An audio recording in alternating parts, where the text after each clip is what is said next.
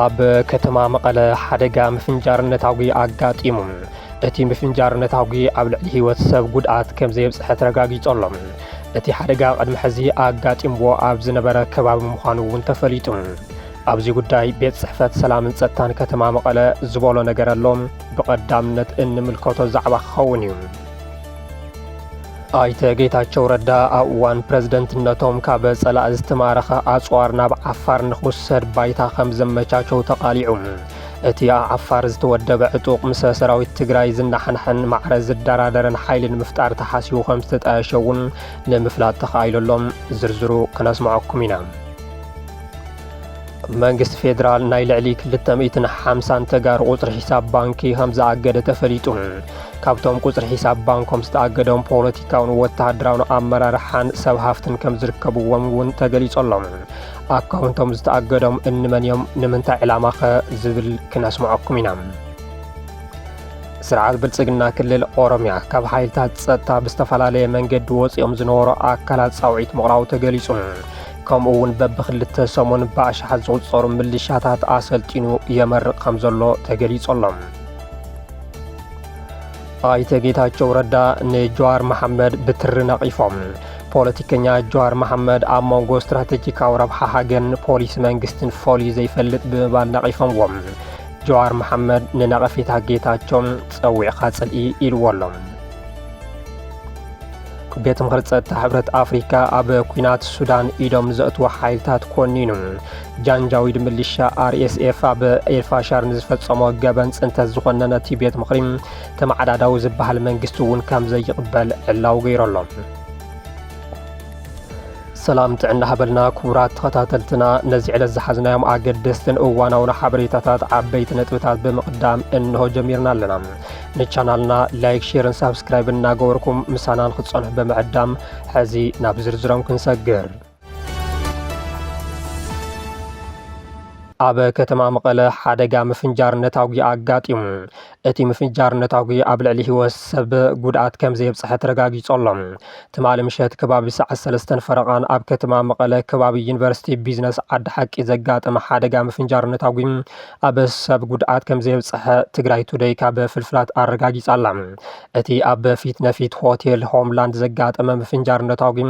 ካብ ዝሓልፍ መኪና ከም ዝተወርወረ ዝሕብሩ ቶም ፍልፍላት ይኹን በር ብመንን ንምንታይ ዕላማን ዝብል ግና ኣብ ምጽራይ ከም ዝርከብ ሓቢሮም ኣለዉ ኣብ ከተማ መቐለ ደብዳብ ድሮን ተኻይዱ ብዝብል ኣብ ማሕበራዊ ሚድያታት ክቃላሕ ዝተርአየ እንትኸውን ካብ እሙናት ፍልፍላት ከም ዘረጋገጹናዮ ግና ቦምቢ ከም ዝኾነ እዩ ኣብ ማእኸል ከተማ መቐለ ነታጉ ተፈንጅሩ ኣብ ህይወት ሰብ ኮነ ኣብ ንብረት ዝበጽሐ ሓደጋ ግን የለን ተባሂሉ ሓላፊ ቤት ጽሕፈት ዘፈር ሰላምን ጸጥታን ከተማ መቐለ ኣይተረዳሃኝ ፍስሓ ን104.4 ሬድዮ FM መቐለ ከም ዝገለጽዎም እቲ 5 ለካቲት 2018 ዓመተ ምህረት ከባቢ ምሸት ሰዓት 3 ፈረቓን ኣብ ክፍለ ከተማ ዓዲ ሓቂ ላዕለዋይ በሪ ቢዝነስ ካምፓስ ሰላምን ጸጥታን ከተማ መቐለ ንምዝራግን ህዝቢ ከተማ መቐለ ንምርዓድን ተልእኾ ብዘለዎም ሓይልታት ጥፍኣት ኮነ ተባሂሉ ዝተፈንጀረ ነታዊ ኣብ ህይወት ሰብ ኮነ ኣብ ንብረት ዘብጽሐ ዝኾነ ይኹን ጉድኣት ከም ዘየለን ይኹን በር በቲ ድምፂ ናይቲ ነታዊ ብዙሕ ሰብ ከም ዝተደናገጸ ብምሕባር ህዝቢ ከተማ መቐለ ነዚ ተረዲኡ ነቲ ዝተፈጸመ ተግባር ራዕዲ ንኽኹንኖ ጸዊዖም ነቲ ነታዊ ህዝቢ መቐለ ንምርዓድን በዓል 11 ለካቲት ብሰላማዊ መንገዲ ንኸይበዓልን ብዝደልዩ ተላኣኽቲ ኮነ ተባሂሉ ዝተፈጸመ እዩ ዝበሉ ኣይተረዳሃኝ ቅድማ ዋርሕ እውን ኣብቲ ሕዚ ተፈጺሙ ዘሎ ቦታ ተመሳሳሊ ናይ ራዕዲ ስራሕ ተፈጺሙ ከም ዝነበረ ኣዘኻኺሮም ነዚ ጉዳይ ዝፈጸሙ ተላኣኽቲ ጸረ ህዝቢ ዝኾኑ ሓይልታት ኣብ ትሕቲ ቁጽር ንምውዓል ምስ ዝምልክቶም ናይ ጸጥታ ኣካላት ብምትሕብባር ፖሊስን ምልሻን ከተማ መቐለ ትኹረት ሂቡ ይሰርሕ ከም ዘሎ እውን ኣረዲኦም ነቲ ዘጋጠመ ምፍንጃርነታዊ ስዒቡ ኣብ ህይወት ሰብ ኮነ ንብረት ዝኾነ ይኹን ዘጋጠመ ሓደጋ የለን ዝበሉ ኣይተረዳሃኝ ሕብረተሰብና ነዚ ተረዲኡ ተረጋጊዑ ከባቢ ክሕሉ ከም ዝግባእ ብምሕባር ዝርዝር ኣፈጻጽማ እቲ ተፈንጃርን ፈጸምቱን ዝምልከት ሙሉእ ምጽራይ ተገይሩ ምስ ተወድዕ ዕላው ከም ዝግበር ኣረዲኦም ይኹን በር ገለ ፍልፍላት ከም ዝሓበሩና ኣብ ልዕሊ ሓንቲ ባጃጅ መጠነኛ ጉድኣት ከም ዝበጽሐ እዩ እቲ ተግባር ራዕድን ምፍጣር ክኸውን ከም ዝኽእል ዝገልጹ ገለ ወሃብቲ ርእቶም ጀነራል ጻድቃን ገብረትንሳኤ ሓደ ቦምቢ እናደብረኹም ኣርዕድዎም ምባሎም ዝዝከር ይብሉ በዚ እውን ቅድሚ ሕዚ ኣብቲ ከባቢ ተመሳሳሊ ሓደጋ ምፍንጃርነታዊ ኣጋጢሙ ከም ዝነበረን ኣብ ቢትሮታት ሓደጋ ምጽሑን ምጽብጻብና ዝዝከር እዩ ኣይተ ጌታቸው ረዳ ኣብ እዋን ፕረዚደንትነቶም ካብ ጸላኢ ዝተማረኸ ኣጽዋር ናብ ዓፋር ንኽውሰድ ባይታ ከም ዘመቻቸው ተቓሊዑ እቲ ዓፋር ዝተወደበ ዕጡቕ ምስ ሰራዊት ትግራይ ዝናሓናሕን ማዕረ ዝደራደርን ሓይሊ ንምፍጣር ተሓሲቡ ከም ዝተጣየሸ እውን ንምፍላጥ ተኻኢሉ ጌታቸው ረዳ ፕረዚደንት እናሃሎ ብክንደይ መስዋዕቲ ዝተማረኸ ብርክት ዝበለ ብሬን ክላሽን ዲሽቃታት ካብ መኽዚን ሰራዊት ተሰሪቑ ናብ ዓፋር ንኽውሰድ ከም ዝገበሮ ዝሕብሩቶም ፍልፍላት በዚ እውን ውሑድ ዘይበሃል ኣጽዋር ከም ዝተወሰደ እዮም ገልጹ ተስፋይ ኳዳ ዝተባሃለ ጸኒሑ ናብ ትግራይ ዝተመለሰ ተጋዳላይ ብእኒ ጌታቸው ረዳ ኣመቻቻዊነት ኣጽዋር ሒዙ ናብ ዓፋር ንኸይድ ከም ዝተገበረን እዚ ሽርሒ ድማ እኒ ጌታቸው ምስ ሰራዊት ምክልኻል ሃገር ብምሽጣር ከም ዝተፈጸመ እዮም ዝሕብሩ እቲ ኣጽዋር ኣይተ ጌታቸው ኣብ ኣላማጣ ምስ ዝነበረ ሓደ ኮነሬል ሰራዊት ምክልኻል ሃገር ብስልኪ ተዳዊሎም ነገራት ተመቻችዮም ናብ ዓፋር ክውሰድ ከም ዝተገበረ እውን ተፈሊጦሎም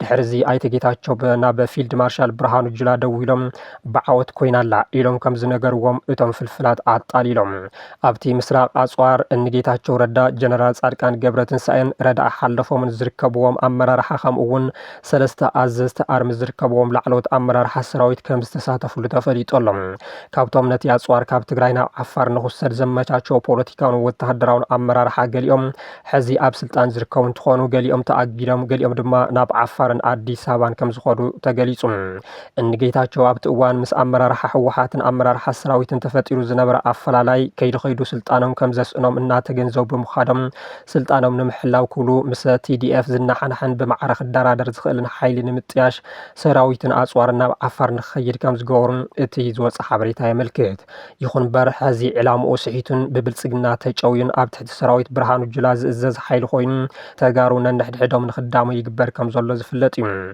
أزيز تردهم بركز بلو أمرار حن أبلاتن تعطو حيلي ناب تجري استملاسن تخونم وحدة دما أنتس آمينة ملو أنتس تجديدهم أبز حلف السمون بشنخ دو تجري من سراويت تجري لو وتخصم جوارم زفلتهم حزب ما أو كلمة سراويت مكل خال حاجرن فلي حيل عفار أنتس اللي فوق من تجري داعم نمبرار أم مدلاو كم زركونا تجلس أيم أوز أساتين وعلى حيل سلام النابل زسوع عطو عزاز جنبار دو جنرال يوهانس ولد جورجس جون مديد أتينا عفار زخد حيلي نوسانا كورن لعلي انتقاوي مخمس خونه كانت تجلس قدمي وسانا عصرت حمشت الري أو ورحة حساس أو تؤوان بزنبرو أمرار حجزاو من محدار كم استفدسما يفلت كم زنبر حد أوان مقلاصو زذكريم أزيد ما قبل على حزب تجري استفدسما كبير بهرا وكحدات كبل جالس ونيرون في الله والعلوة مرارحة حزب تجري زاد ميس راح صريح من خدلو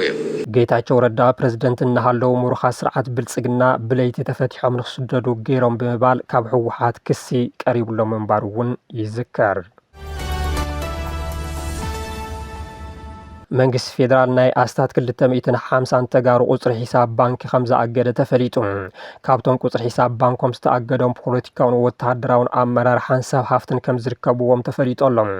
መንግስት ፌደራል ኣብ እዋን ወራር ጆኖሳይድ ትግራይ 360 ድግሪ ዓጽዩ ጥርት ትብል ሓገዝን ሸቐጥን ናብ ትግራይ ከይተኣቱ ብምግባር ጥሜት ከም መሳርሒ ኩናት ዝተጠቐመ ኮይኑ ድሕሪ ውዕሊ ፕሪቶርያ እውን ብዝተፈላለየ መንገዲ ዝግለጽ እቲ ስልቲ ቀጺሉሉ እዩ በዚ እውን ብቐንዱ ነዳድን መሰረታዊ ሸቐጣትን ብእኹል መጠን ናብ ትግራይ ንኽይኣቱ ካብ ምትዕንቃፍ ጀሚሩ ክሳብ በጀት ምኽልካል ዝበፅሐ ገበን እናፈጸመ ብምጽናሕ ኣብ ቀረባ ድማ ጥረ ገንዘብ ናብ ባንክታት ንኽይኣቱን በረራ ኣየር ንኽቋረፅን ገይሩ ነይሩ እዩ ቅድም ክብል እውን ቁፅሪ ሒሳብ ባንኪ ኩለን ትካላት ትእምት ብምእጋድ ድሕሪ ዝተወሰነ ግዜ ግን ነቲ እግድ ከም ዘልዕሎ ዝዝከር እዩ ሕዚ ድማ ናይ ኣስታት 250 ተጋሩ ውልቀ ቁፅሪ ሒሳብ ባንኪ ከም ዝኣገዶ እዩ ዝግለጽ ዘሎ እቶም ገንዘብ ከየንቀሳቐሱ ውልቀ ቁፅሪ ሒሳብ ባንኮም ዝተዓፀዎም ተጋሩ ፖለቲካዊ መራሕቲ ኣዘዝቲ ሰራዊት ምስ ስድሮኦም ሰብ ሃፍትን ከም ዝርከብዎም ንምፍላጥ ተኻኢሎሎም ኣብዚ ሽም ዝርዝሮም ክንጠቕሶም ዘይንደሊ 8 ኣመራርሓ ውድብ ሕወሓትን ጊዜያዊ ምምሕዳር ትግራይን ከምኡ እውን ብርክት ዝበሉ ላዕለዎት ኣዘዝቲ ሰራዊት ትግራይ ከም ዝርከብዎም ንምርጋፅ ተኻኢሎሎም እቲ እግድ ዝወፀሉ ዕለት 28 ጥሪ 2018 ዓመተ ምህረት እንትትከውን ብዘይ ትእዛዝ ቤት ፍርዲ ከም ዝኾነ እውን ተፈሊጡ ምክንያት መእገዲኡ ድማ ምስቲ ሕዚ ኣብ መንጎ መንግስቲ ፌደራልን ትግራይን ተፈጢሩ ዘሎ ምትፍናን ክኸውን ከም ዝኽእል ብዙሓት ይግምቱ ኣብዚ ጉዳይ በወገን ትግራይ ዛጊድ ዝተባሃለ ነገር የለን መራሕቲ ሕብረት ኣፍሪካ ንህልዎ ኩነታት ትግራይ ህፁፅ ፍታሕ ንኽህቡ ህወሓት ፀዊዑ ኣቦ መንበር ህወሓት ዶክተር ደብረጽዮን ገብረ ሚካኤል ናብ ኣቦ መንበር ሕብረት ኣፍሪካን መራሕቲ መንግስታት ኣፍሪካን ኣብ ዝፀሓፍዎ ቁልዕ ደብዳበ ጉባኤ መራሕቲ ሕብረት ኣፍሪካ ንህልዎ ኩነታት ትግራይ ህፁፅ ፍታሕ ክህቡ ይግባእ ኢሎም ዶክተር ደብረጽዮን ናብ እዋናዊ ኣቦ መንበር ሕብረት ኣፍሪካ ፕረዚደንት ኣንጎላ ጆ ጎንሳልየስ ሎሬዝ ኣብ ዝፀሓፍዎ ደብዳበ ጉባኤ ሕብረት ኣፍሪካ ኣብ ትግራይ ዝረአ ዘሎ ደበና ኩናት ፍሉይ ትኩረት ንኽህቦ ፀዊዖም ውዕሊ ፕሪቶርያ ውስን ፀገማት ጥራሕ ከም ዝፈትሐ ዝሓበሩ ዶክተር ደብረጽዮን ሓድሽቲ ምቅርራባት ሰራዊትን ወጥርን ኣብ ልዕሊ ትግራይ ዓንቀፍቲ ሰላም ከባቢና ይኾነሎ ክብሉ ኣገንዚቦም ኣብ ልዕሊ ሲቪላት ዝፍፀሙ ዘለው እገዳታት ምንቅስቃስ ቁጠባዊ ፀቕጥን ፖለቲካዊ ምግላልን ንመስርሕ ሰላም ኣብ ጥርጥር ኣትይዎ ከም ዘሎን እዞም ተግባራት ንትግራይ ጥራሕ ዘይኮነስ ሓደጋታት ዞባዊ ፀጥታ መስርሓት ኣፍሪካን ኣተኣላለያ ጎነፅን ምዃኖም ኣተሓሳሲቦም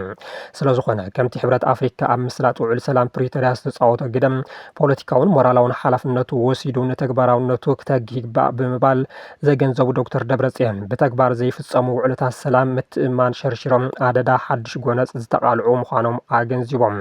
ተሳተፍቲ ጉባኤ ሕብረት ኣፍሪካ ተወዓልቲ ንኣገዳዲ ኣፈፃፅማ ውዕል ፕሪቶርያ ብምሉእነት ብህፁፅን ንኽተግበሩ ምግባር ጉጅለ ክትትል ምርጋፅን ቁፅርን ሕብረት ኣፍሪካ ብመሰረት እቲ ውዕይ ስራሕቱ ኣጠናኺሩ ንክቕፅል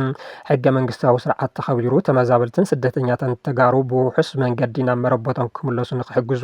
ንሰብኣዊ ሓገዛትን ህይወት ሰላማውያን ዝዕንቅፉ ስጉምትታት ክለዓሉ ንክገብሩ ከምኡ እውን ብዘይወዓል ሕደር ኣብ መንጎ ተዋዓልቲ ወገናት ፖለቲካዊ ዘተ ክግበርን ንዘለቐ ሰላማዊ ኣገደስቲ ዝኾኑ ጉዳያት ኣቐዲሞም ክውገኑ ንክገብሩ ሓላፍነቶም ንክፍፅሙ ፀዊዖም ብምዃኑ እውን ጉባኤ ሕብረት ኣፍሪካ ነዚ ተኣፋፊ ጉዳይ ህፁፅ ምልከታ ንክበሉ ዶክተር ደብረጽዮን ኣብ ዝለኣኽዎ ደብዳቤ ሓቲቶም ህወሓት ቅድሚ ሕዚ እውን ንኮሚሽነር ሕብረት ኣፍሪካ ዋና ጸሓፊ ውድብ ሕቡራት መንግስታትን ሕብረት ኣውሮፓን ተመሳሳሊ ደብዳቤ መጽሓፉ ዝዝከር እዩ እዚ ከምዚ ኢሉ እንከሎ ድሑራት መንግስታት ኣብ ትግራይ ዝረአ ዘሎ ኩነታት ብሓላፍነታዊ ስምዒት ምፍታሕ ከም ዝሓትት ተሓሳሲቡ ኣብ ትግራይ ዝረአ ዘሎ ዘይርግኡ ኩነታት ናብ ዝኸፍአ ብርኪ ቅድሚ ምስግጋሩ ወጥሪ ንምንካይ ኩሎም ወገናት ብሓላፍነታዊ ስምዒት ነገራት ከተሃዳድኡ ይግባእ ክብል ኮሚሽን ሰብኣዊ መሰላት ውድብ ሕቡራት መንግስታት ፀዊዑ ወሃቢት ቃል እቲ ኮሚሽን ራቪና ሻምዳሳኒ ኮሚሽን ሰብኣዊ መሰላት ውድብ ሕቡራት ሃገራት ኣብ ትግራይ ዝረአ ዘሎ ወጥሪ ብዘተን ፖለቲካዊ ልዝብን ንኻድእ ፀዊዐን ወሃቢት ቃል ኮሚሽን ሰብኣዊ መሰላት ሕቡራት ሃገራት ራቪና ሻምዳሲ ዘለው ፀገማት ብዘተን ምርዳእን ክፍታሕ እምበር ዳግማይ ናብ ዕጥቃዊ ጎነፅ ምእታው ሰዓበይነቱን ንምግማቱ ዝኸብድ ንዘሎ ሰብኣዊ ቅልውላው ድማ ከጋድድ ከም ዝኽእል ኣጠንቂቐን ኩሉ ነገር ብሰላማዊ ንክፍታሕ ድሕሪ ምፅዋዕ ኣብ ልዕሊ ትግራይ ዝተፈፀሙ ገበናት ብዘይ ሸራዊ ኣካል ተፃሪዮም ነቶም ገበናት ዝፈፀሙ ድማ ናብ ሕጊ ቀሪቦም ግቡእ ቅፅዓት ክረኽቡን ተሓታትነት ክዓስልን ከም ዝግባእ እውን ኣተሓሳሲበን ብተወሳኺ ኣብ መንጎ ኢትዮጵያን ኤርትራን ዘሎ ወጥሪ ናብ ረምፂ ከይሰጋገር ክልቲአን ሃገራት ንሰላማዊ መንገዲ ቀዳምነት ንኽህባ ኣተሓሳሲበን ኣብዚ ሰሙን ላዕለዋይ ኮሚሽነር ሰብኣዊ መሰላት እቲ ውዳበ ተመሳሳሊ ፃውዒት ምቕራቦም ዝከር እዩ ላዕለዋይ ኮሚሽነር ሰብኣዊ መሰላት ሕቡራት ሃገራት ቮልከር ተርክ ኣብ ዝሓለፈ ሰሉስ ኣብ ዘውፅዎ መግለፂ ኣብዚ ሕዚ እዋን ኣብ ትግራይ ዝረአ ዘሎ ዘይተረጋገአ ኩነታት ቅድሚ ምድንጓዩ እቲ ወጥሪ ናብ ዝኸፍአ ብርኪ ቅድሚ ምስግጋሩ ማሕበረሰብ ዓለም ዝተዋዳደን ቀፃልነትን ፃዕርታትን ፀቕጥን ክገብር ምፅውዖም ዝዝከር እዩ ወጥሪ ንምካይ ኩሎም ወገናት ብሓላፍነታዊ ስምዒት ነገራት ከተሃዳድኡ ይግባእ ዝበሉ ቮልከር ተርክ እቲ ኩነታት ኣዝዩ ዘይርጉእ ኮይኑ ይቕፅል ብምህላው ሰዓበይናቱ ድማ ዝያዳ ዝኸፍአ ክኸውን ይኽእል ይኽብሉ ኣተሓሳሲቦም ማሕበረሰብ ዓለም እውን ነቲ ዝፍጠር ዘሎ ወጥሪ ንምህዳእ ዝተዋደደን ቀፃልን ፃዕርታት ንክገብር ኣተሓሳሲቦም መንባሮም ይዝከር መንግስቲ ፌደራል ንውዕሊ ፕሪቶርያ ብዘረባ ጥራሕ እንተይኮነስ ብተግባር ጥሒስዎ ኢሉ ህወሓት ሕዚ እውን ኣፈላልያት ብሰላማውን ፖለቲካውን ዘተ ንክፍትሑ ድልየቱ ከም ዝኾነ ዝገለጸ ህወሓት ንዘተ ሰላም ረጊፁ ከንበርክኸና ንዝመፅእ ሓይሊ ግና ዝዕገስ ትግራዋይ የለን ኢሉ ኣቦ መንበር ውድብ ህወሓት ዶክተር ደብረጽዮን ገብረ ሚካኤል ብምክንያት መበል 51 ዓመት ፅንብል በዓል 11 የካቲትን ህልው ኩነታትን ንሚድያታት ኣብ ዝሃቦ መግለፂ ንሕና ምስ መንግስቲ ፌደራል ንዛተ እምበር ንዋጋ ኣይበልናን ይኹን ዳ እምበር ዝኾነ ይኹን ሓይሊ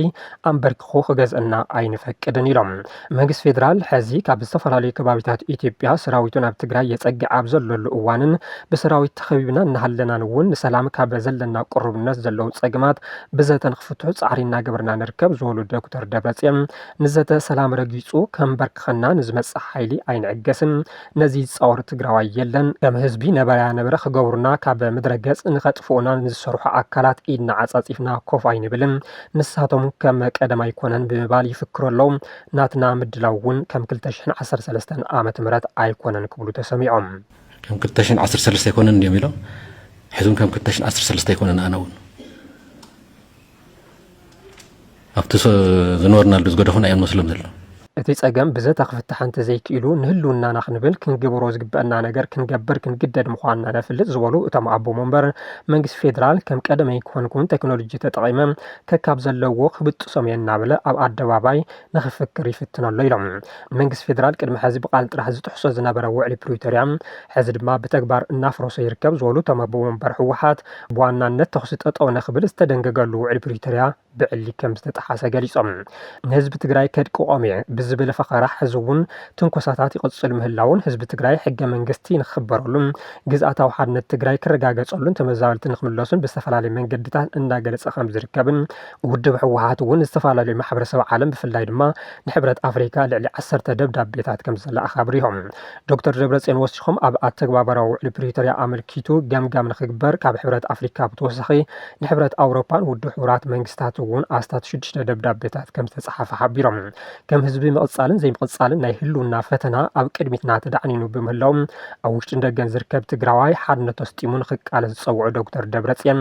ግዝኣታዊ ሓድነት ዘይምምላስ ጥራሕ ዘይኮነስ ብሓፈሻ ትግራይ ንምውራር ሓዱሽ ሓደጋ ይመጽእ ከም ዘሎ ኣረጋጊጾም ሓዱሽ ሓደጋ ይመጽእ ከም ዘሎ ህዝብና ኢዱ ዘየለ ኣብ ትሕቲ ወረርቲ ዘሎ لألون تناي مرقع طرح انت يكون أب تغلى الحدقة تقرأي زاد تخونات تفطير الله حزون كم حزبي تقرأي نايم أتسألن زي ما أتسألن قداي أو كرمينا نهي زي أتودي بكام كلاش تقلبها ወይዘሮ ኬርያ ኢብራሂም ኣብ ትግራይ ኣዋጅ ህጹጽ ግዜ ንኽእወጅ ጸዊዐን ኣብ ጎኒ መንግስቲ ፌደራል ተሰሊፍና ንህዝብና ካብ ጸገም ክነውጾ ኢና ክብላ እውን ተሰሚዐን ኣባል ፍጻሚ ስራሕ ህወሓት ዝነበራ ግን ድማ ኣብ እዋን መኸተ ትግራይ ኩሉ ኣመራርሓ ናብ በረኻ እንትወፅእ ሓደ ግዜ ኣቦይ ሓሚሙኒ ካሊእ ግዜ ስድራ ከልኪሎምኒ ብምባል ኣብ ከተማ መቐለ ተሓቢአን ዝተረፋ ድሓር ድማ ንመንግስቲ ፌደራል ኢደን ብምሃብ ተኣሲረን ዝነበራ ወይዘሮ ኬርያ ኢብራሂም ሕዚ ኣብ ጎኒ እቲ ኣሲርዎን ዝነበረ ስርዓት ብምዃን ንህዝቢ ትግራይ ከድሕኑ እየ ይብለዋ ወይዘሮ ኬርያ ምስ ትካል ፕረስ ኣብ ዘካይድኦ ቃል ምሕተት ሕዚ ኣብ ጎኒ መንግስቲ ፌደራል ምስላፍ መማረፂ ዘይብሉ ኣማራፂ ኢለን መንግስቲ ፌደራል ክምልሶም ዝግብኦም ሕቶታት ኣንጻሩ ብምስላፍ እንተይኮነስ ኣብ ጎኑ ተሰሊፍካ እዩ ዝብል እምነት ከም ዘለዎን ዝሕብራ ወይዘሮ ኬርያ ኢብራሂም ህዝቢ ትግራይ ምስ ኣንጻር ሃገሩ ዝተሰለፈ ባዕዳዊ ኮይኑ ንሃገር ዝወግአሉ ጸሊም ታሪክ የብሉን ጉጅለ ህወሓት ምስ ጸላኢ ህዝብን ሃገርን እዩ ዝስለፍ ዘሎ ኢለን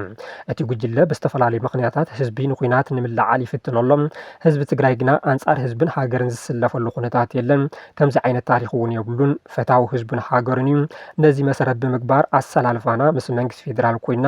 ንህዝብናን ሃገርናን ክንውግነለና ብምባል ህዝቢ ትግራይ ኣብ ጎነቲ ገበን ጀኖሳይድ ዝፈጸመሉ ስርዓት ብልጽግና ንክስለፍ ጸዊዐን ህዝቢ ትግራይን መሬት ትግራይን ዓውደ ኩናት ከይኸውን ምጥንቃቕ የድሊ ዝበላ ወይዘሮ ኬርያ በአንጻሩ ህዝቢ ትግራይ አንጻር እቲ ሓይሊ ጥፍኣት ዝበልኦ ውድብ ህወሓት ንክስለፍ የን ዝምዕዳም ኣነ ሰላም ይፈጠር የዝብል ዘለኹም ኩናት ጠጠው ይበል የዝብል ዘለኹም ኣብ ትግራይ ሰላም ክፍጠር እንተኮይኑ ብሕጋዊ መንገዲ ክፍታሕ እንተ ዘይክኢሉ ኣዋጅ ህጹጽ ግዜ ክእወጅ ኣለዎ ምክንያቱ ኣብ ትግራይ ስርዓት ኣልቦነት ሰፊኑ ኣሎ ህዝቢ ንኩናት ገንዘብ ኣዋፂ ይበሃል ኣሎ ብዝኸኣለ ኩሉ ኣብ ኩናት ክሳተፍ ናይ ምግዳስ ስራሕ ይስራሕ እዩ ዘሎ ክብላ ከሲሰን ግዜያዊ ምምሕዳር ንሕጊ መሰረት ብምግባር ክመርሕ ከም ዘይከኣለን ትግራይ ሻዕብያ ዝዕንደረላ ክልል ከም ዝኾነትን ብምግላጽ ኣዋጅ ህጹጽ ግዜ ብምእዋጅ ሰላም ዝሰፍነሉ ስራሕ ክስራሕ ኣለዎ ክብላ መንግስቲ ፌደራል ናብ ትግራይ ንኽኣቱ ዓዲመን ኣብዚ ሕዚ እዋን ኣባል ውድብ ስምረት ዝኾና ወይዘሮ ኬርያ ኢብራሂም ቅድሚ ኩናት ትግራይ ኣፈ ጉባኤ ባይቶ ፌደሬሽን ብምዃን ዘገልገላን ስልጣነን ብዓርሰ ፍቓደን ገዲፈን ነቲ ሕዚ ኣብ ጎኑ ንሰለፍ ዝብልኦ ዘለዋ ስርዓት ራሕሪሐን ካብ ኣዲስ ኣበባ ናብ መቐለ ምምፀን ዝዝከር እዩ ይኹን እምበር ኣብ እዋን መኸተ ኣድሕር ሒረን ኣብ ኢድ ጸላኢ ወዲቐን ኣብ ኣዲስ ኣበባ ተኣሲረን ድሕሪ ምጽናሕ ድሕሪ ውዕሊ ፕሪቶርያ ተፈቲሐን ናብ ትግራይ ከይደን ምንባርን ዝፍለጥ እዩ እንተኾነ ውድብ ህወሓት ኣብ ዝተካየደ ጉባኤ ንጸላኢ ብዙሕ ምሽጥር ውድብን ቃልሲ ህዝቢ ትግራይን ኣሕሊፍን ኣውፅአን ኣብ ኣዲስ አበባ ካብ ቤት ማእሰርቲ ወጻኢ ብልጽግና ኣብ ዘዳለወለን ገዛ ተቐሚጠን ነይረን ብሓፈሻ ምስ ጸላኢ ምትእሳር ነይርዎን ብዝብል ገምጊሙ ካብ ፈጻሚ ስራሕ ንኽወርዳ ተገይረን እየን። ወይዘሮ ኬርያ ካብ ሓላፍነተን ምስ ወረዳ በብሚድኡ እናቐረባ ናይ ተበዳልነት ቅርታ ከቕርባ ጽንሓ እንትኾና ሕዚ ኣባል ውድብ ስምረት ብምዃን ነቲ ንዓመታት ዝሕለቃሉ ዝነበራ ውድብ ሕወሓት ኣብ ምስይጣን ተጸሚደን ይርከባ ጥራሕ እንተይኮነስ መንግስቲ ፌደራል ናብ ትግራይ ንኽኣቱ ብዙሕ ግዜ ካሓታ ይስማዓም። በዛ በኩልም አለሁ የሚለው የለም። ስለዚህ ፌደራል መንግስት አለሁልህ በለው ለትግራይ ህዝብ። ስርዓት ብልጽግና ክልል ኦሮሚያ ካብ ሓይልታት ጸጥታ ብዝተፈላለየ መንገዲ ወፂኦም ንዝነበሩ ኣካላት ጻውዒት ምቕራቡ ተገሊጹ። ከምኡ እውን በብክልተ ሰሙኑ ብኣሽሓት ዝቑጸሩ ምልሻታት ኣሰልጢኑ የመርቕ ከም ዘሎ ተፈሊጡ። ኣባላት ፍሉይ ሓይሊ ኦሮሚያ ዝነበሩን ብጥሮታ ዝወፁን ብስነ ምግባር ካብ ስራሕ ዝተባረሩ ዝጠፍኡ ወይ ብዝተፈላለዩ ኩነታት ዝተባረሩ ብቁልጡፍ ናብ ሰራዊት ተመሊሶም ንኸመልክቱ ጻውዒት ከም ዝተገበረ ዝተገለጸ ኮይኑ እቶም ጻውዒት ዝተገበረሎም ኣካላት ጸጥታ ካብታ ክልል ብምውፃእ ናብ ትግራይ ንዘምርሑ ሓይልታት ምክልኻል ሃገር ተኪኦም ምስ ሰራዊት ነጻነት ኦሮሞ ንኽዋግኡ ይግበር ከም ዘሎ ተሓቢሩ። ካብዚ ብተወሳኺ ኣብ ነፍሲ ወከፍ ክልተ ሰሙን በዝሒ ዘለዎም ምልሻ ይምረቑ ከም ዘለዉ ዝሕብሩ እቶም ፍልፍላት እቶም ምልሻታት ኣብ ሕርሻ ዝተዋፈሩ ኣረጋውያንን ስድራ ቤት ዝመርሑ ድኻታት ሓረስቶትን እዮም ተባሂሉ። ኣብ ክልላት ኦሮሚያን ኣምሓራን ተዋፊሮም ዝነበሩ ኣባላት ሓይልታት ምክልኻል ዝበዝሑ ስሒቦም ናብ ወሰን ትግራይ ንኽጽጉዑ ከም ዝተገበሩ ምጽብጻምና ዝዝከር እዩ። ብኻሊእ ሓበሬታ ስርዓት ብልጽግና ኣብ ኢትዮጵያ ማእኸል መሰልጠን ዕጡቃት ዳዕሜል ሰሪዕ ሱዳን ኣጣሹ ጥራሕ ዘይኮነስ ኢትዮጵያውያን ዜጋታት እውን ብምምልማል ኣብ ጎነቲ ዕጡቅ ኮይኖም ንኽዋጉ ይግበር ምህላው ሓበሬታታት ምውፃእ ጀሚሮም ኣለዉ። እቶም ኣብ ጎኒ ወሃቢ ህፁፅ ደገፍ ክዋግኡ ዝተመልመሉ ኢትዮጵያውያን ኣባላት ሓይልታት ምክልኻል ኢትዮጵያ ዝነበሩ ፍሉይ ሓይሊ ከምኡ እውን ኣብ ኩናት ኣምሓራን ኦሮሚያን ንመንግስቲ ኢዶም ዝሃቡ ዕጡቃት ከም ዝርከብዎም እናተገለጸ ይርከብ።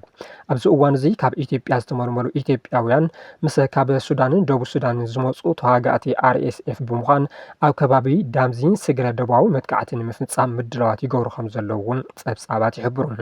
እዚ ምሕዝነት እዚ መንግስቲ ኢትዮጵያ ኣብ ውሽጣዊ ቅልውላው ሱዳን ኢድ ከም ዝሓወሰን ሳዕቤኑ ድማ ዝኸበ ክኸውን ከም ዝኽእል ተንተንቲ እናገለጹ ይርከቡ። ኣብ ኩናት ሱዳን ኣብ ጎኒ ብሕቡራት ዓረብ ኤሚሬትስ ዝድገፍ ዳዕሜል ሰሪዕ ኮይኖም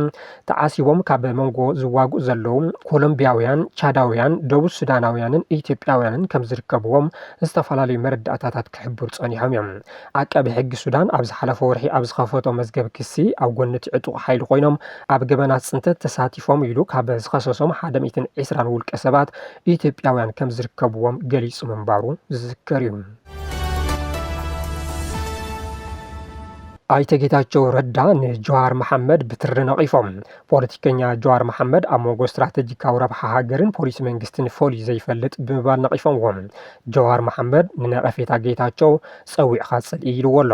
ኣይተ ጌታቸው ንስርዓት ብልጽግና ብፍላይ ድማ ንቀዳማይ ሚኒስትር ኣብይ ኣሕመድ ዘለዎም ውግና ድማ ቁልጭ ኣቢሎም ኣብ ጽሑፎም ኣመስኪሮም ኣለዉ። ጌታቸው ኣብ ወግዓዊ ገጽ ፌስቡክ ብቋንቋ እንግሊዝኛ ኣብ ዝዘርግሕዎ ጽሑፍ ጀዋር ኣብ ቀረባ እዋን ኣብ ልዕሊ ኢድ ኣታውነት ኢትዮጵያ ኣብ ሱዳን ዘቕረቦም ነቐፌታን ካብ ሓቂ ዝረሓቐን ስትራቴጂካዊ ኩነታት ዝጎደለን እዩ ክብሉ ነፂገምዎም። ጀዋር ንውልቃዊ ተቃውሞ ቀዳማይ ሚኒስትር ኣብይ ኣሕመድ ምስ ናይ ነዊሕ እዋን ስትራቴጂካዊ ረብሓታት እቲ ሃገር የደናግሮ ከም ዘሎ ዝነቐፉ ኣይተ ጌታቸው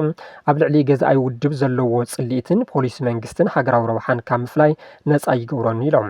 ኢትዮጵያ ከም ዝኾነ ዞባዊ ሓይሊ ኣብ ጉዳይ ሱዳን ረብሓኣ ከም እተኽብር ዘመላኸቱ ኣይተ ጌታቸው ኢትዮጵያ ቀጥታዊ ግዳይ ዘይምርጋእ ሱዳን ብምዃና ኣብቲ ጉዳይ ግቡእ ግድኣ ክትፃወት ከም ዘለዋ ኣብሪሆም። ግብፅን ካልኦት ዞባዊ ተዋሳእቲ ኣብ ጉዳይ ሱዳን ናይ ገዛ ርእሰ ረብሓ ንምምላእ እነሰርሓ ኢትዮጵያ ተዓዛቢት ክትከውን የብላን ዝብሉ ኮይኖም ዝኾነ ኣብ ቀጻሊ መራሒ ክኸውን ዝብህግ ሰብ ኣብ ሞንጎ ግዝያዊ መንግስታትን ዘይቕየር ስትራቴጂካውን ጂኦግራፍን ረብሓ ሃገርን ዘሎ ፍልሊ ክፈልጥ ከም ዘለዎ ኣስሚሮምሉ። ገለ ካብቲ ትዝርግሖ ጸብጻባት ወይ ተካፍሎ ሓሳባት ብተነጽሎ ሓቂ ክኸውን ይኽእል እዩ ብምባል ንሓቅነት ሓበሬታ ጀዋር ዝመስከሩ ጌታቸው ይኹን እምበር ነቲ ረብሓታት ኢትዮጵያ ዝቐርጽ ዘሎ ሰፊሕ ስትራቴጂካዊ ኩነታት ኣብ ግምት ከየእተኻ ኢኻ ነቶም ሓቅታት እተቕርቦም ካብ ቅርጽን ስትራቴጂን ዝተፋትሑ ሓቅታት ድማ ብቐሊሉ ናብ ናይ ሕሶት ተረኽ ክቕየሩ ይኽእሉ እዮም ኢሎም። ዋላ እኳ ንነብስኻ ከም ፖለቲካዊ ተቓላሳይ ትቖጽር እንትኾንካ መርገፂኻ ግን ምስ ቋንቋ ሃገራዊ ድሕነት ስትራቴጂካዊ ረብሓታትን ተጻባኢ ምዃንካ እዩ ዝሕብር ብምባል ንጀዋር ዝነቐፉ ኣይተ ጌታቸው ኣብቲ ውክልና ዝፍጸመሉ ኩናት ስግረ ደቡባዊ ስግኣት ጸጥታ ከምኡውን ኣብ ሞንጎ ተናሕናሕቲ ሃገራት ዜሮ ድምር ጎነፅ ዝረኣየሉ ዞባ ከምዚ ዓይነት መትከል ከም ጽቡቕ ባህሪ ኣይረ ኣይግረአን ክብሉ እውን ነቒፎምዎም ኣብ ከምዚ ዝኣምሰለ ኩነታት ሞራላዊ ልዕልና ንምዕቃብ ምፍታን ብስምዒት ዘዕግብ ክኸውን ይኽእል እዩ ስትራቴጂካዊ ግን ኣይኮነን ብምባል ድማ ፖሊሲ ምንቃፍ ግቡእ እዩ ይኹን በር ነብሲ ወከፍ ስጉምቲ መንግስቲ ቀዳማይ ሚኒስትር ኣብይ ስለ ዝፍልፍል ጥራሕ ከም ስትራቴጂካዊ ጌጋ ምቕራብ ነቲ ናይ ትንተና ቦታ ብወገናዊ ጽልኢ ናይ ምትካእ ሓደጋ ኣለዎም ንነዊሕ እዋን ጽንሐ ሃገራዊ ረብሓታት ኢትዮጵያ ካብ ናይቲ ኣብ ስልጣን ዘሎ ውድብ ንግዚኡ ዝተፈለየን ዝበለጸን እዩ ብምባል ንጆሃር ነቒፎም ኣለዎም ጆሃር ድሕሪቲ ናይ ጌታቸው ነቐፌታ ፀዊዕኻ ጽልኢ ብምባል ሓፂር መልሲ ሂቦም ነየ ናይ ጌታቸው ክምልስ ከም ዘለኒ እርግጸኛ ኣይኮንኩን ብምባል ድማ ጌታቸው ኣብ ዘመነ ኢህወደግ ኣብ እዋን መኸተ ትግራይን ሕዚ ኣብ እዋን ዘመነ ብልጽግናን ኮይኖም ዝተዛረብዎም ነንባዕሎም ዝዋቅዑ ሓሳባት ብምስሊ ብምትሓዝ ግብረ መልሲ ሂቦም ጀዋር መሐመድ ብዝኾነ ጌታቸው ኣብይ ነቲ ዓልየት ምጽናት ዝፍጽም ዘሎ ጃንጃዊድ ምልሻ ደጊፉ ናብ ጎነፅ ሱዳን ጎቲትና ብምእታው ድዩ ሃገራዊ ረብሓ ይሕለሎ ክትብለና ትፍትን ዘለኻ ብምባል ብሕቶ መልሱ ዛዚሙ ኣይተ ጌታቸው ረዳ ሓደ እዋን ኣብ ዝተዳለወ መደመር ዘርእስቱ መጽሓፍ ቀዳማይ ሚኒስትር ተረኺቦም እውን ንጀዋር መሐመድ ብሕጫጨ ንኽኣቢሎምዎ መንባሮም ዝዝከር እዩ ቤት ምክሪ ጸጥታ ሕብረት ኣፍሪካ ኣብ ኩናት ሱዳን ኢዶም ንዘእትዉ ሓይልታት ኮኒኑ ጃንጃዊድ ምልልሻ RSF ኣብ ኤልፋሻር ንዝፈጸሞ ገበን ጽንተት ዝኾነነ እቲ ቤት ምክሪ ተማዓዳዳዊ ዝበሃል መንግስቲ እውን ከም ዘይቕበል ዕላው ገይሩ ኣብ ጉዳይ ሱዳን ኣኼባ ዘካየደ ቤት ምክሪ ጸጥታ ሕብረት ኣፍሪካ ኣብ ታሪኹን ፈለማ እዋን ዝተባሃለሉ ተሪር መግለፂ ዘውፅኦ ኮይኑ ብጀነራል መሐመድ ዳጋሎ ዝምራሕ ጃንጃዊድ ምልልሻ ኣብ ኤልፋሻር ኣብ ልዕሊ ህዝቢ ዝፈጸሞ ጅምላ ጭፍጨፋ ንጹሃት ዒላማ ምግባር ኮነኢልካ ምምዝባል ምዕናዊ መሰረተ ልምዓት ንዓለም ለኸ ሕግን ሰብኣዊ መሰላትን ዝጥሕሲ ብምባል ኮኒንዎ ኣሎ ከምኡ እውን ሽም ሃገራት ከይፀርሐ ደጋዊ ኢዳእታውነት ዝኾነነ እቲ ቤት ምክሪ ኩሎም ደጋዊ ሓይልታት ነቲ ጎነፅ ካብ ምጉሃር ንኽእርነቡን ብንኡስ ኮሚቴ ቤት ምክሪ ጸጥታ ዝቐረበ ማዕቀብ ንኽትግበርን እውን ፀዊዑ ኣሎ በቲ ዕጡቕ ጉጅለ ዝምራሕ ታሲስ ዝበሃል ጥምረት ዘጣየሾን ኣብ ኒያላ መደብሩ ዝገበረን ተማዓዳዳዊ መንግስቲ ሕብረት ኣፍሪካ ከም ዘይቕበሎ ከም ዝነፅጎን እውን ዕላው ገይሩ ኣሎ እዚ ድሕርቲ ንነዊሕ እዋን ብመንግስቲ ሱዳን ክቐርብ ዝጸንሐ ኢዳእታውነት ሕብራት ዓረብ ኤሚሬትስን ኢትዮጵያን ከምኡ እውን ኣብዚ ቅነ ብማዕኸን ዜና ሮይተርስ ዝወፀ ምርመራዊ ምስጢር ስዒቡ ዝወፀ መግለፂ በበገሰ ሓሳቡ ብቐንዲ ካብ ግብፂ ከም ዝፍልፍል እናተገለጸ ይርከብ ግብፂ ኣብዚ ሕዚ እዋን ፕረዚደንት ቤት ምክሪ ጸጥታ ሕብረት ኣፍሪካ እንትትከውን ነቲ ሕብራት ዓረብ ኤሚሬትስን ኢትዮጵያን ነቲ ተናሓናሒ ሓይሊ ብገንዘብን ብምስልጣንን ዝገብርኦ ዘለዋ ኢዳእታውነት ንምኹናን ዘውፅኦቶ መበገሰ ሓሳብ ተቐባልነት ረኺቡ ብመግለፂ ንኽወፅእ ክኢሉ ተባሂሉ ኣሎ እዚ ካብ ውሽጣዊ ክሳብ ደጋዊ ኣብ ቅልውላው ንዝርከብ ስርዓት ብልጽግና ኣብይ ዲፕሎማሲያዊ ውድቀት ከም ዝኾነ ዝገልጹ ተንተንቲ ብፍላይ ግብፂ እትፃወቶ ዘላ ዲፕሎማሲያዊ ምንቅስቃስ ንኢትዮጵያ ኣብ ዝለዓለ ኪሳራ ከውድቃ ከም ዝኽእል ስግኣቶም ይቐምጡ ግብፂ ኣብዚ ሕዚ እዋን ካብ ደቡብ ሱዳን ክሳብ ሱዳን ካብ ኤርትራ ክሳብ ጅቡትን ሶማልያን ኢትዮጵያ ናይ ምኽባብ ስትራቴጂ ትግበር ከም ዘላን እዚ ድማ ንኢትዮጵያ ደገፍ ጎራብቲ ሃገራት ዘስእና ከም ዝኾነ እዩ ዝግለጽ ዘሎ ግብፂ ኣብዚ ሰሙን ብሽም ዓቃቢ ሰላም ሕብረት ኣፍሪካ ገዚፍ ሰራዊት ናብ ሶማልያ ዝለኣኸት ኮይና ኣብ ደቡብ ኢትዮጵያ ከም ዘስፈረቶ እውን እናተገለጸ እዩ ብሱዳን ኣቢላ ናብ ቤንሻንጉል ጉሙዝ እትጽጋዕ ዘላ ግብፂ ኣብ ልዕሊ እቲ ብሄራዊ ረብሓይ ኣብ ሓደጋ ኣውዲቕዎ እትብሎ ዓብዪ ግድብ ህዳሴ ኢትዮጵያ ሓደጋ ከይደስዕብ ስግኣታት ይለዓሉ ኣለዉ ክቡራትን ክቡራንን ነዚ ዕለት ዝሓዝናዮም ዜናታት ነዚኦም ይመስሉ ነይሮም ስለ ዝተኸታተልኩምና ብምስጋን ኣብዚ ክንፍለየኩም ልዋም መዓልቲ